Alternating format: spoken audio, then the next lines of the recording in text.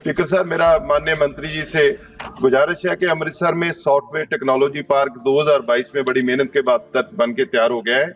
अमृतसर एक central Asian के बिल्कुल पास है, 2-3 घंटे की फ्लाइट है सेंट्रल एशिया के कंट्री के साथ। उनको भी जरूरत है सॉफ्टवेयर की, तो अमृतसर एक सॉफ्टवेयर एक्सपोर्ट के लिए अच्छी हब बन सकता है।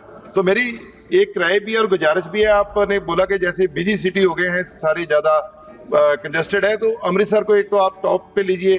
अमृतसर बिग आईटी हब बन सकता है, तो क्या मंत्री साहब उसको फंक्शनल करने के लिए जल्दी से जल्दी कोई डेट दे सकते हैं Amritsar software technology park of information technology को? Thank you. माननीय अध्यक्ष जी, माननीय सांसद जी ने जो प्रश्न पूछा है, बिल्कुल अमृतसर सरकार की खास प्राथमिकताओं पे है। वहाँ जो हमारे एक्सपोर्ट तो हो ही रहे हैं, मगर आईटी का जहाँ तक सवाल है, जो एक भारत सरकार की एक योजना है सॉफ्टवेयर टेक्नोलॉजी पार्क्स खोलने की, मैंने पहले भी कहा है, वो समय समय पे अभी 65 खोले हैं, जिसमें 57 जो हैं वो टियर 2 और टियर 3 सिटीज़ में हैं। और उसका प्रावधान यही है कि अगर प्रदेश सरकार 2 एकड़ ज़मीन देने को तैयार हो,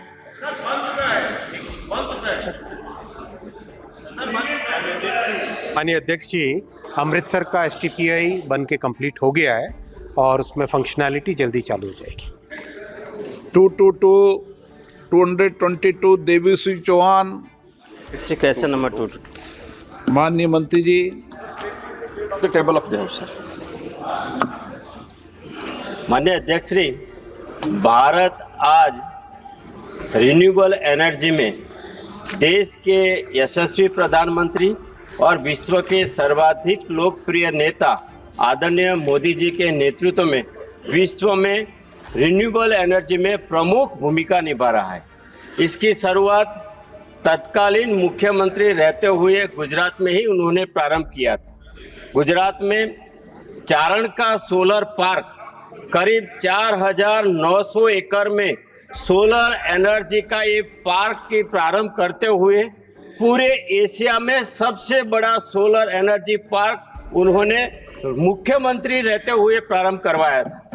आज प्रधानमंत्री की भूमिका में आने के बाद चाहे विश्व में कार्बन एमिशन की बात हो, तब G20 में क्लाइमेट चेंज की बात हो, COP26 में समिट में बात हो, या 120 देशों को साथ में मिलाकर सोलर एनर्जी के लिए अलायंस बनाने की बात हो, विश्व में आदरणीय मोदी जी ने प्रमुख भूमिका निभाई है।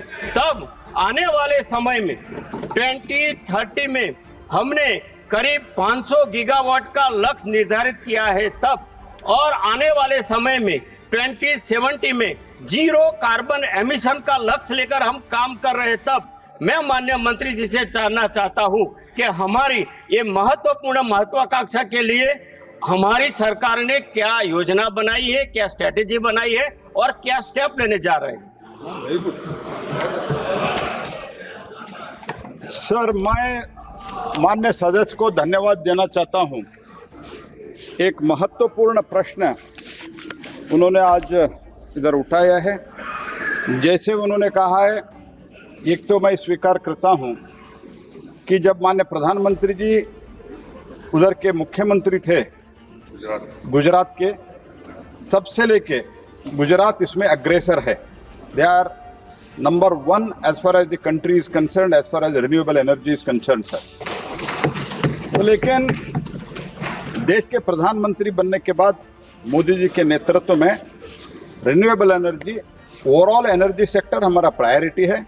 9 प्रायोरिटीज में एनर्जी सेक्टर हमारा एक प्रायोरिटी है।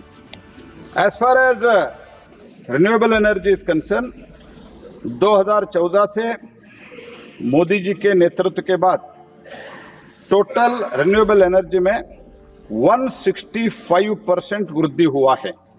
From 76.38 gigawatt in 2014, today it is 203.1 gigawatt हुआ है।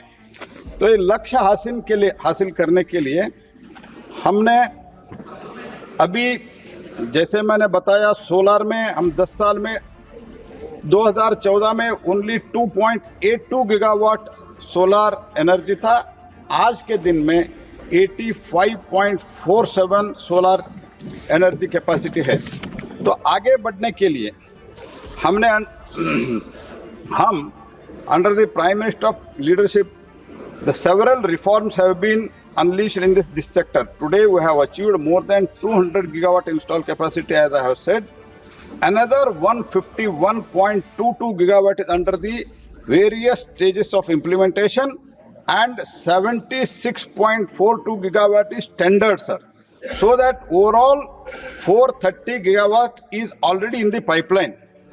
And renewable energy implementing agency जो है, सेकी है, एनटीपीसी है, एनएचपीसी है, एचजेवीएन है, ये सबको हर बरस 50 गीगावाट पर एनम रिन्यूएबल एनर्जी पावर बिड को बुलाने के लिए हम निर्देश दे रहे हैं। FDI 100% FDI through automatic route allow किया है, और रिन्यूअल परचेज ऑब्लिगेशन तो ये मैंडेटरी बना दिया है। गवर्नमेंट ने, भारत सरकार has waived the interest rate transmission system, जो एक राज्य से दूसरे राज्य को इलेक्ट्रिसिटी ट्रांजिट करने के लिए जो चार्जेस था, वो चार्जेस भी रिन्यूएबल के लिए वे ऑफ कर दिया है। बहुत बड़ा स्टेप्स माननीय मोदी जी के नेतृत्व में हमने लिया है। उसके साथ ही साथ ग्रीन हाइड्रोजन मिशन ये भी हमने शुरू कर दिया है, कुछ टेंडर्स अवार्ड हो गया है। उसके साथ ही साथ ऑफशोर विंड एनर्जी में भी वायबिलिटी गैप फंडिंग का काम शुरू हो गया। सर, माननीय अध्यक्ष श्री, मैं माननीय मंत्री जी का आभार प्रकट करता हूं।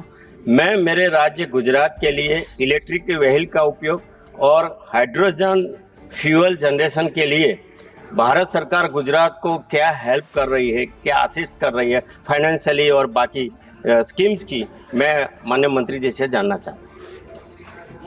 गुजरात का सवाल है सर। हम वायबिलिटी गैप फंडिंग में ऑफशोर विंड एनर्जी में 500 गीगावाट का टोटल 7,500 ऑड करोड़ है the viability gap funding. As far as offshore renewable energy is concerned, offshore wind energy is concerned, उसमें तो एक 500 मेगावाट का गुजरात में ही इंस्टॉल हो रहा है। उसके लिए ऑलरेडी प्रोसेस शुरू हो गया है, कैबिनेट अप्रूवल मिल गया है, टेंडर भी बुला रहे हैं। और मैं इसके लिए भी अभिनंदन करता हूं। गुजरात में installed capacity of RE in the state is 52%, highest in the country, and I commend this progress. I appreciate the Gujarat government and whatever prime minister has done when he was chief minister, that is giving the result now also, and present government is also doing extremely well. And MNRE has sanctioned several solar parks to the Gujarat with the capacity of 12,150 megawatt. We are giving central grant of rupees 12,000.12 crore. Intrastate green energy corridor in Gujarat for the transmission, and is now it has been with the 72% it is completed. The transition line जो है वो achievement 72% हुआ है. In last 5 years we have released 4,751.48 crores to Gujarat up to June 2024, sir.